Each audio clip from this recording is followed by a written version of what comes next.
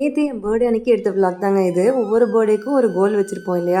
நான் போன பர்த்டே அப்போ நெக்ஸ்ட் பர்த்டேக்கு கரெக்ட்டா வந்து ப்ரீ பிரெக்னன்சி வெயிட்ட அட்டைன் பண்ணிரும்னு நெனச்சிருந்தேங்க. அதே மாரி கிட்டத்தட்ட அட்டைன் பண்ணிட்டேன். சின்ன வயசுலேருந்து பர்த்டேனா அப்பா சிவன்மலைக்கும், கருகாளியம்மன் கோயிலுக்கும் கூட்டிட்டு போவாங்க. இந்த வருஷம் போலான்னு தான் பிளான் பண்ணியிருந்தோம். கிளைமேட் கொஞ்சம் க்ளவுடியா இருந்தனால மழை கீது வந்துட்டா என்ன பண்றதுன்னு வீட்லயே சாமி கும்பிட்டாச்சுங்க. கோவிலுக்குள்ள போன உடனே ஒரு ப்ளசன்ட் ஸ்மெல் வரும் பார்த்தீங்களா? அது யாருக்கெல்லாம் பிடிக்கும்? எனக்கு ரொம்பவே பிடிக்குங்க.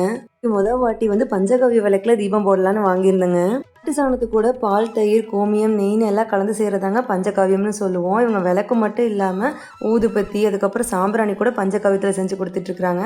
அதை விட ஆச்சரியப்படுற விஷயம் என்னென்னா ஆர்கானிக் சூடம் கூட இவங்க விற்பனைக்கு வச்சுருக்காங்க.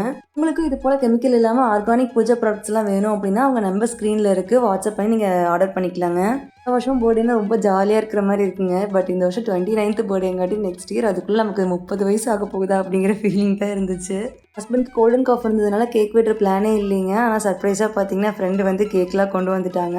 ஹோம் பேக்கர் தாங்க. ஹாப்பி பைட்ஸ் அப்படிங்கிற இன்ஸ்டா பேஜ் கூட வச்சுருக்காங்க. உங்களுக்கு வேணுங்கிற ப்ரௌனிஸ் அப்புறம் கேக் ஆர்டர்ஸ்லாம் வந்து நீங்கள் ப்ளேஸ் பண்ணிக்கலாம். நெக்ஸ்ட் நம்ம ஒர்க்கில் பார்க்கலாம். பாய்.